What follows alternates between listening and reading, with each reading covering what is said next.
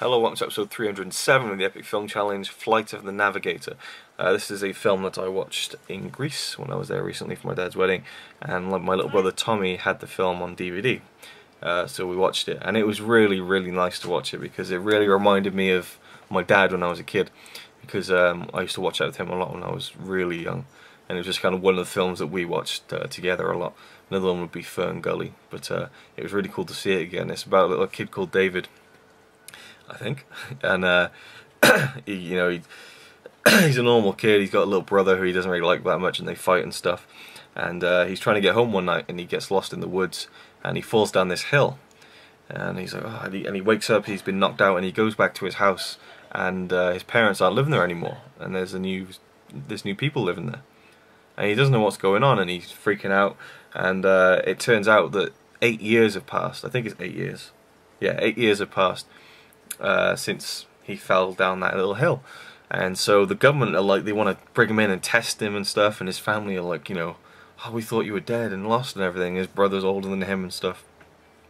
And there's this ship that the government have also like impounded and stuff.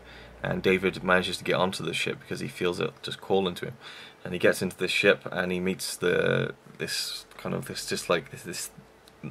little metal eye thing that talks and comes down from the ship and talks to him. And it turns out that David has these star charts in his brain, and it's pretty simple when you watch it. It sounds complicated when I say it, but it is simple. I understood it when I was a kid, and so I think he calls the guy who runs the ship Max, the little thing, who's a really funny character, voiced very well by whoever did the voice of him.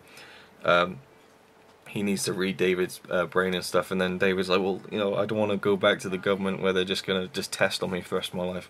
I want to go home and maybe get back to where I came from. And they just have a little adventure in this spaceship, and it's a really cool film, just a great kids film. Looking back at it now, you're like, that's a bit cheesy, and all that kind of stuff that goes with kids films, but it is a perfect kids film, awesome kids film. Really, really love it. And watching it again, it's just really nostalgic for me. I really enjoyed it.